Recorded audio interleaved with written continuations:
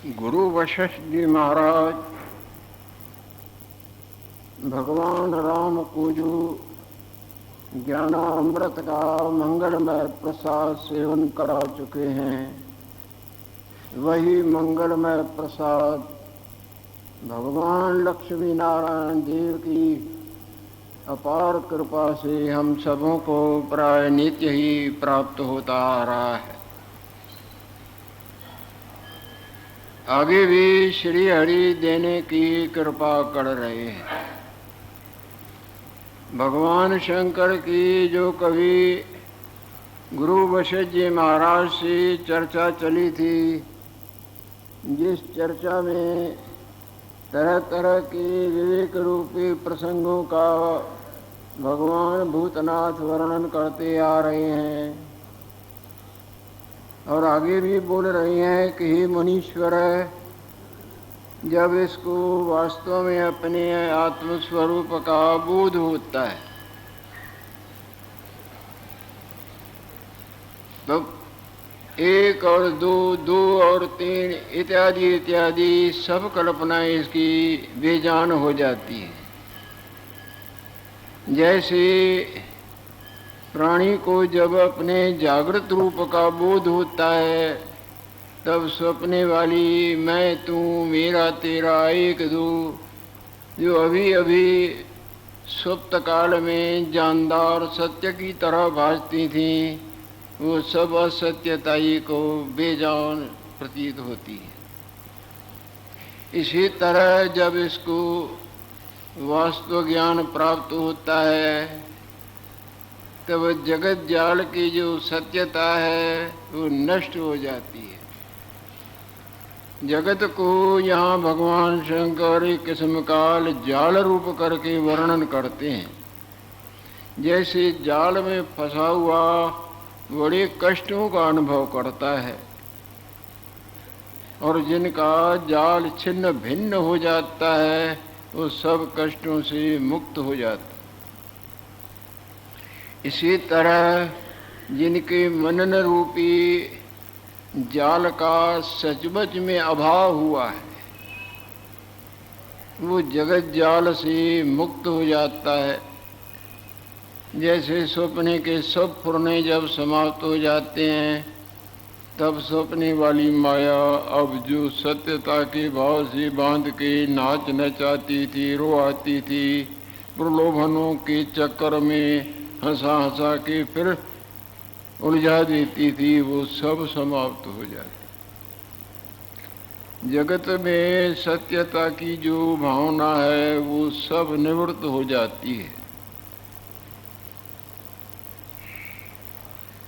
उसके बाद पीछे जो कुछ रहता है, हे मुनीश्वर, उसी को ही आत्म तत्व कहा जाता है।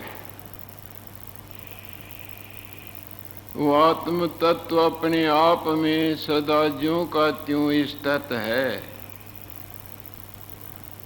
इसके पाछे जो शेष रहता है सो आत्म तत्व प्रकाशता है। जैसे अंधकार निवृत्त हो जाता है तो प्रकाश अपने आप में प्रकाशित रहता है।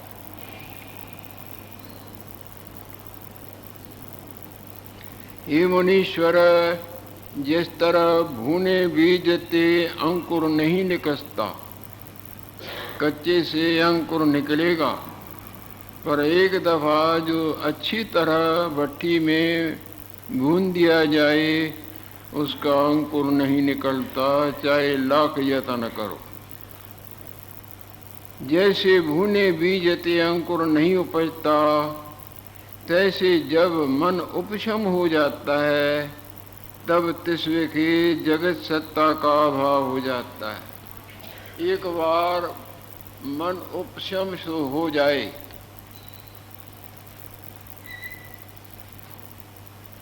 जग जाने पर स्वप्ने वाला मन आपका उपशम हो जाता है। अब जागृत में जागृत रूप दिखता है। ज्ञान जागृति प्राप्त होने पर ये उपशम हो जाता है।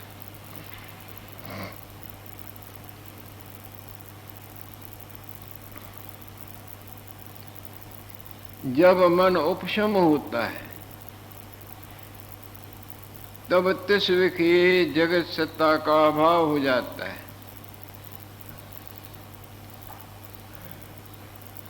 जितना जितना आपका मन किसी भी बात में, किसी भी प्राणी में, किसी भी भोग में, किसी भी तरह उपशम होगा, उतना उतना आपको आनंद का, शांति का अनुभव होने लगेगा। ये नशे पते क्या है, ये संसार के भोग क्या है? रमणीक से रमणीक भोग हो और खुल के क्या बोले? खाने का, पीने का, देखने का, सूंघने का, स्पर्श का, मान का, उसमें जितनी देर आपका मन एकाग्रता से डूबने लगेगा उतना उतना वो चीज आपको सुखरूप बासेगी। और लाखों रुपयों की चीज हो, बहुत सुंदर हो, पर आपका मन उसमें डूबे नहीं और 2 पैसे के चीज में डूबेगा तो वो सुखरूप बासेगी, वो नहीं बास।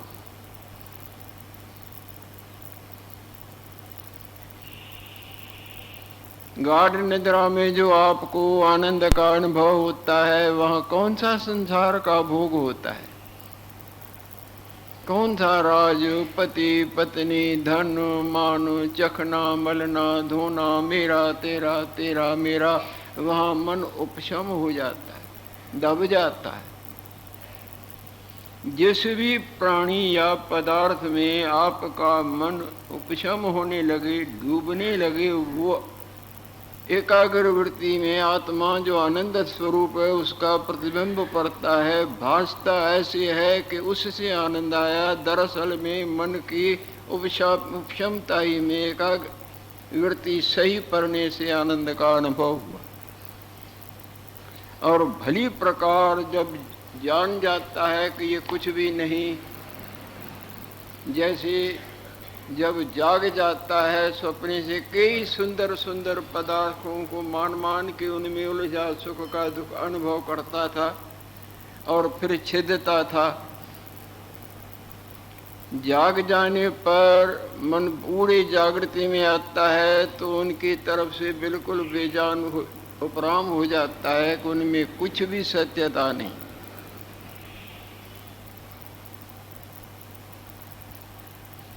हे मुनीश्वर,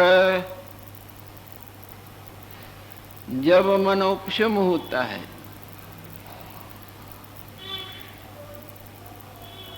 तब तिस्व की जगत सत्ता का अभाव हो जाता है। चैतन्य सत्ता जो है, जो चिन्मात्र तत्व है, जिसको ईश्वर शब्द करके वर्णन करते हैं, आत्मा शब्द करके, अचेत चिन्मात्र शब्द करके, अनंत नाम दे दे के उस सत्य का जो प्राणी अथवा सदग्रंथ वर्णन करते हैं,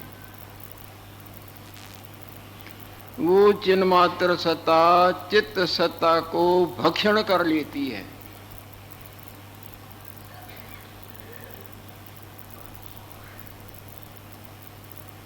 जब मनोपशम होता है तब अचेत चिन्मात्र सत्ता, जिसमें चिंतन नहीं, अचेत और सदा हजरा हजूर जो चैतन्य भगवान चिन्मात्र सत्ता है, वो चित्त सत्ता को ऐसे भक्षण करती है जैसे प्रकाश अंधकार को भक्षण कर लेता है। जिस तरह आपकी जागृत की तरफ सपने वाली मैं आवे तो उसको भक्षण कर लेती है, जागृत ही जागृत रहता है।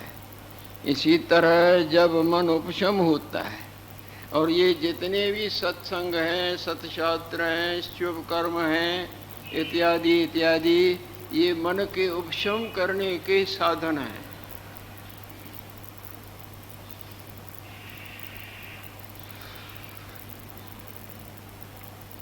उसमें भी विचार तो अद्भुत साधन है। जितना जितना आपका शुभ कर्मों से, अंतर्मुखता से, जप तप पूजा पाठ ध्यान तीर्थ यात्रा इत्यादि इत्यादिकों से का अभ्यास बढ़ेगा, मन निर्मल होगा, उतना उतना आपके मन में विचार का प्रवाह, वास्तव विचार का प्रवाह जगेगा और वो विचार ही अविचार का नाश करता है। जिस तरह ज्ञान अज्ञान का नाश करता है, प्रकाश अंधकार का नाश करता है, जागृति स्वप्ने का नाश करती है। जब मन सो चैतन्य सत्ता जो है सो चित्त सत्ता को भक्षण कर लेती है। जब मन रूपी मेघ की सत्ता नष्ट होती है, बदल जब वर्षा वर्षा के क्षीण हो जाते हैं, खाली हो जाते हैं, जब मन रूपी मेघ की सत्ता नष्ट होती है, तब शरत काल के आकाशवत निर्मल आत्म सत्ता भासती है। जब मन का मनन धीरे धीरे विचार से बरमुखता का त्याग करते करते खुद भी विलीन विलीन विलीन होता जाता है, विलीन हो जाता है।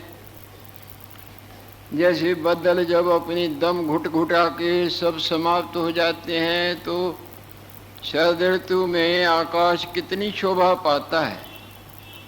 इसी तरह मन का मनन जो माया की कृपा का फल है, वो परमार्थ के गंगा में भली प्रकार नहाने से जब वो धीरे धीरे नष्ट हो जाता है, समाप्त हो जाता है, जैसे गंगा में डुबकी लगाने पर गर्मी शांत हो जाती है, मैल निवृत्त होती है, इसी तरह यथार्थ सत्संग में प्रवृत्त होते होते होते होते इसकी मनन रूपी माया जो इसको संसार मैं और तू जन्म मरण के चक्कर में भटकाती थी, वो धीरे धीरे शांत हो जाती है।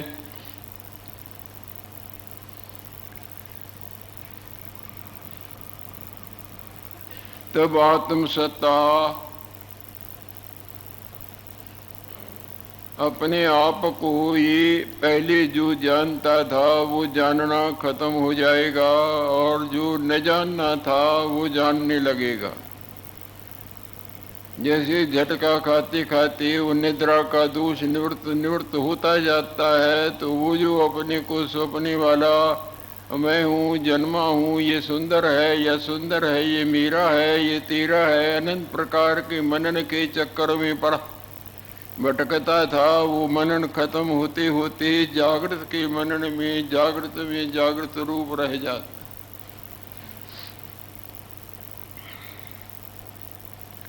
जब मन रूपी मेघ की सत्ता नष्ट होती है, तब शरत काल के आकाश, शरद ऋतु का आकाश शोभा पाता है। उसमें बदलों की कोई भी घनघोर घटा या लीला नहीं होती है, वो अपनी दम घोट के सब समाप्त हो जाती है।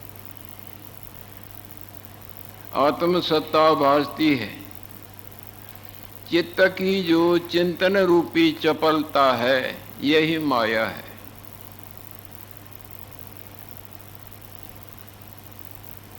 चित्त की चपलता मिट जाती है। जहाँ चिंतन जितना समाप्त होगा उतना अचिंत देह में विश्रांति होगी। जैसे जितना आप गाढ़ निद्रा में पहुँचते जाएंगे, चिंतन दबता जाएगा, उतना उतना आनंद के गंगा में आपकी डुबकी लगती है। तब परम निर्मल पावन चिन्ह मात्र तत्व प्राप्त होता है। प्राप्त तो आगे ही है। अपना आप किस वक्त स्वप्ने वाले को असली जागृत रूप अपना प्राप्त नहीं।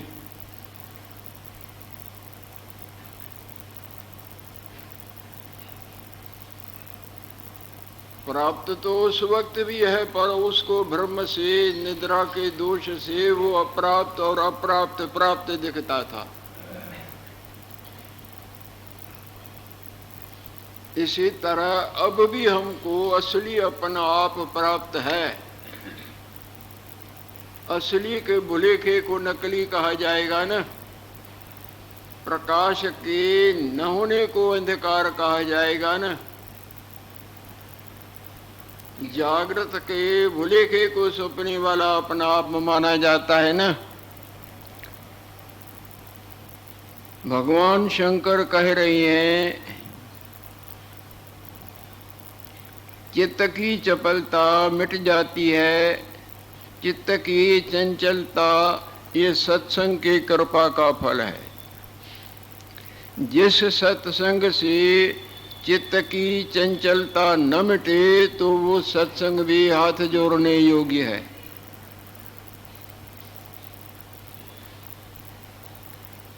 सत्संग का मतलब ही ये है कि हमारे चित्त की चंचलता मिटे।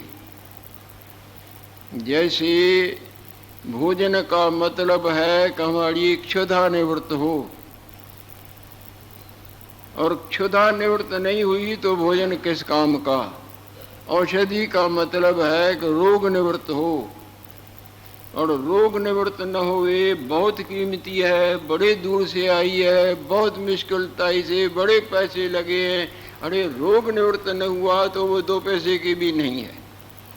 वो सोने के रत्नों से जड़े हुए भूषण किस काम के, जो शोभा न बढ़ाएं, उल्टा अंग चीड़ के कुरूप बनाएं, वो किस काम के। इसी तरह सत्संग का लक्षण भी ये है, सत्य तो परम शांत आनंद रूप है, उसकी तरफ बढ़े और शांति और आनंद ना आवे, बल्कि मन में तरह तरह के रजोगुण और तमोगुण की कूद फांद उठे और अनंत वासनाएं उभड़े, तो वो सत्संग भी हाथ जोड़ के हट जाने की बात है। और आज संसार में इस तरह की लीलाओं में बहुत प्रवृत्ति हो रही।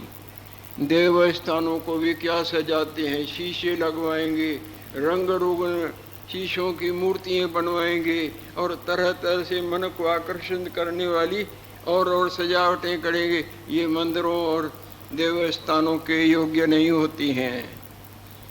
ये सब चंचलताई की बातें हैं। यही कारण है कि उनका धंधा है मान जा धन कमाने का, वास्तव शांति वहाँ से नहीं आएगी और तुम्हारे मन में भी रजोगुण उभरेगा, जिससे तुम सजावट और उनको महत्व दे के अपने घरों में अथवा इधर उधर अपनाएंगे।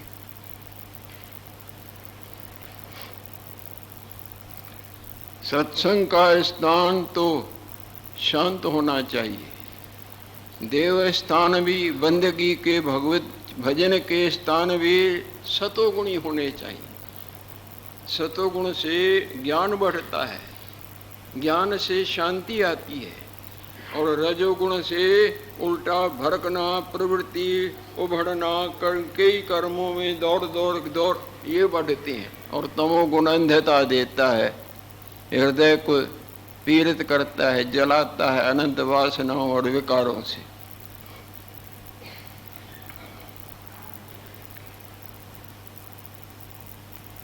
चित्त की चपलता मिट जाती है।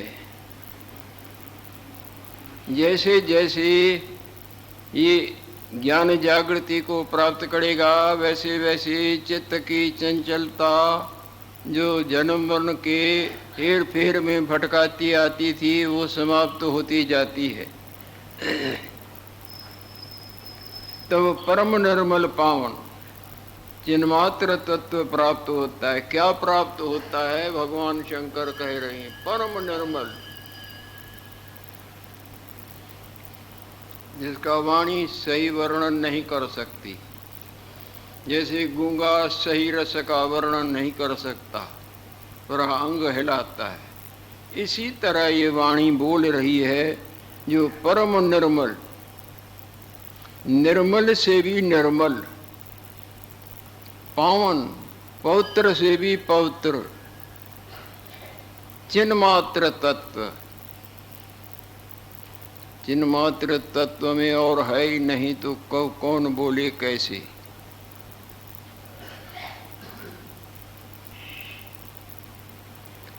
जैसे आपके जागृत रूप में सपने वाला कोई है ही नहीं तो वो क्या बोले जागृत के विषय में।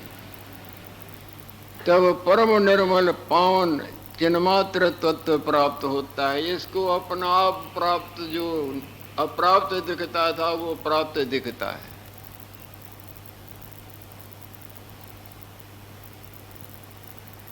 चपलता मिट जाती है तब परम निर्मल पावन चिन्मात्र तत्व पर, यानी भगवान ब्रह्म स्वरूप होते भी जो अपने को चित्त की चंचलता से जीव मानता था और उस मानने में कई भटकनाओं में भटकता था, वो मानना शांत हो जाता है तो भटकना भी गुम जाती है। जो है सो है, जो ज्यों का त्यों का ज्यों का त्यों आनंद का आनंद स्वरूप रह जाए।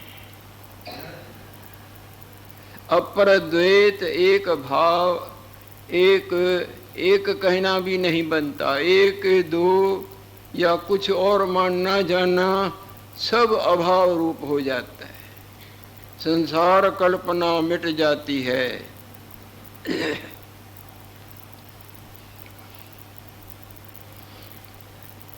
ये ज्ञानवानों की भूमिकाएं हैं। तब अपर एक द्वैत भाव अभाव रूप, अपर द्वैत एक भाव अभाव रूपी संसार कल्पना मिट जाती है। नहीं है, नहीं है, बिल्कुल शांत आनंद में समसत्ता रूप तत्व, जो सत्ता सदा समान है, जिसमें विषमता का लेश नहीं। जैसे अग्नि में शीतलता का लेश नहीं, बर्फ में गरमाई का लेश नहीं, भगवान भास्कर देव में अंधकार का अत्यंत अभाव है। इसी तरह सम सत्तारूप, सम सत्तारूप जो तत्व है, जो देवों का देव सदा अपने आप में ज्यों के त्यों स्थित है और सब में सब कुछ है, सब कुछ जिसमें दिखने पर भी कुछ नहीं, सर्वव्यापक है। ऐसा जो सम सत्ता रूप तत्व है, जो संसार सागर से पार करने हारा है। जिस तरह आपका जागृत स्वप्न वाले संसार से पार कर देता है ना, इसी तरह आपका अपना आप समसत्ता रूप, शांत रूप, मंगल रूप, जो किसी इंद्रिय का विषय नहीं।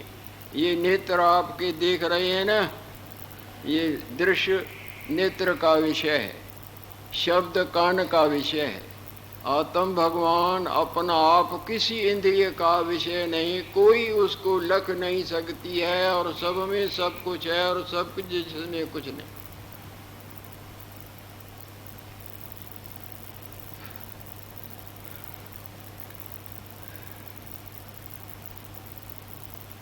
तब परम निर्मल पावन चिन्मात्र तत्व, अगर कुछ नाम दे के न समझाएं तो फिर वाणी कैसे चली। समझना समझाना द्वैत में चलता है, अद्वैत में समझने समझाने की दाल नहीं गलती।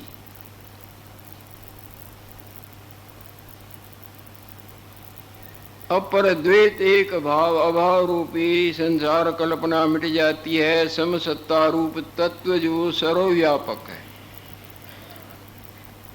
और संसार समुद्र से पार करने हारा है, सो प्राप्त होता है। जो नित्य प्राप्त होते भी अप्राप्त दिखता था वो प्राप्त हो जाता है। और सुषुप्त की न्यायी बोध,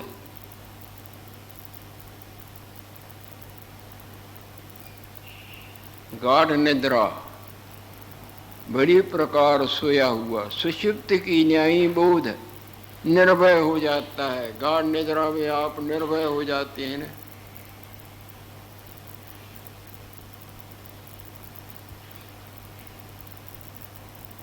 जागृत माय सुषुप्ति सी, रहता भी जागृत है और होता भी मानो गाढ़ निद्रा में है। ये जो स्थिति गाढ़ निद्रा की, इस पूर्ण विवेकवान को जिसकी भूमिका 5वीं 6वीं में पहुंच गई है, वो जागृत में ही सुषुप्ति की तरह वो दूसरे उठाते हैं। वो अपने आप में जुड़ा रहता है, दूसरे क्रिया कराते हैं। महाराज जल सेवन करो, महाराज टट्टी को चलो। और 7वीं जब भूमिका में आता है तो इसकी वृत्ति उस आत्मस्वरूप बाहर से बिल्कुल बिल्कुल बिल्कुल ऐसे मिट जाती है जैसे गाढ़ निद्रा से आपकी। वो ज़्यादा नहीं जी सकता, वो निर्वाण हो जाता है। यूं जल में जलाए समाना, जैसे जल में दूसरा जल डालें, कुएं का जल गंगा जल में डालें। अब वो गंगा जल है या कुएं का जल है? ज्यों जल में जलाए समाना, त्यों ज्योति संग ज्योत समाना। मिट गए गौन पाए विश्राम, नानक प्रभ कहे सतगुरु।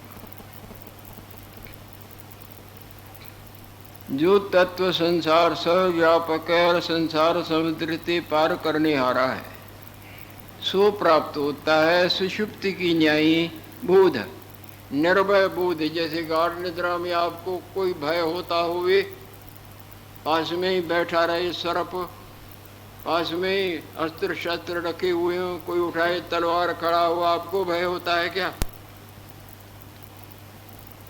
वो अपने आप में मगन रहता है। 6वीं भूमिका का वर्णन कैसे ही स्वामी साहब जी महाराज का वर्णन करते हैं। अपने स्वरूप में इतने वो विलीन हो गए थे, जिनके श्लोक आप पढ़ते हैं ना स्वामी साहब के, उनका भी कुछ इस तरह हवाल देते हैं कि उनकी द्वैत भावना ही मिट गई थी। वो सिंध शिकारपुर शहर का ही सुनते थे, खबर के कुएं पर चौतरा था, वहाँ बैठे रहते थे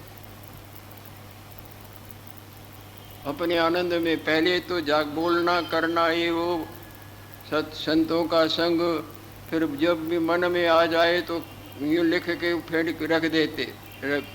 दूसरे उनके जब शरीर छूटा तो उनके परिवार वालों ने वो कागज़ के टुकड़े इकट्ठे किए, जो श्लोकों में आप लोगों के सामने स्वामी के श्लोक के रूप में आते हैं।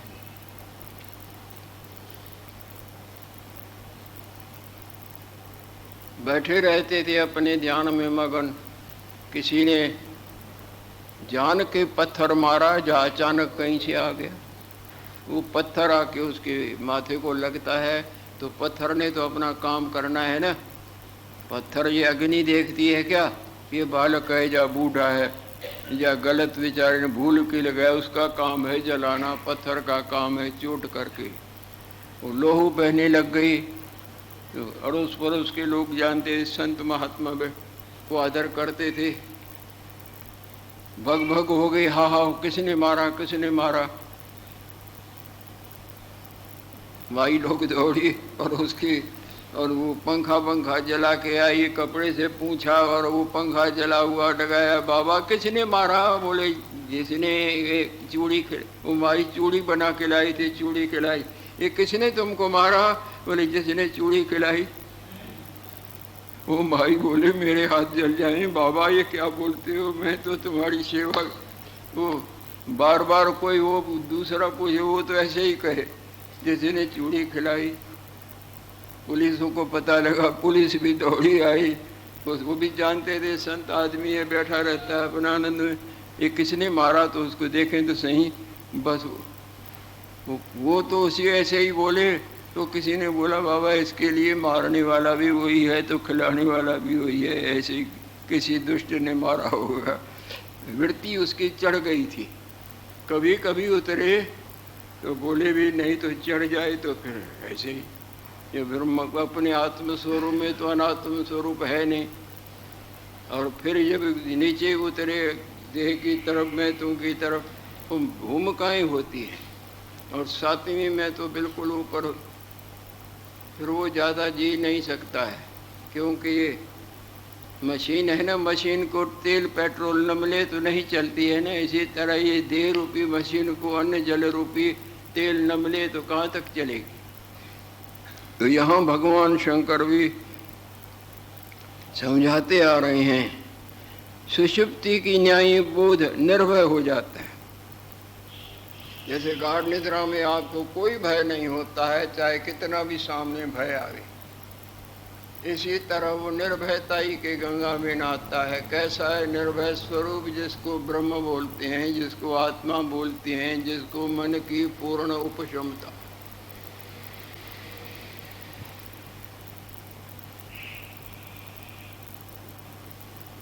शांत रूप,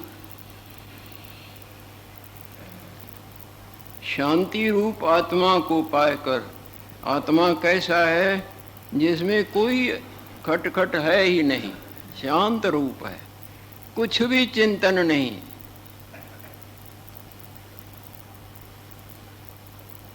ऐसी शांति को प्राप्त करके वो शांत रूप हो जाता है। हे मुनीश्वर,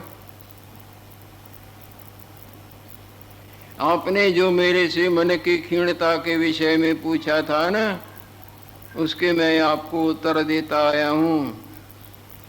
यह है मन की क्षीणता का प्रथम पद, जो आपने पूछा था, यो है मैंने आपको बताया। अब द्वितीय पद सुन। हे मुनीश्वर, जब यह चित्त शक्ति मन के मनन से मुक्त होती है, जिसके पीढ़ियों के भी पुण्य उदय हो जाए, उसका मन का मनन से रहित हो जाए, मन का उत्थान जितना ढीला होगा उतना आप चैन में होंगे।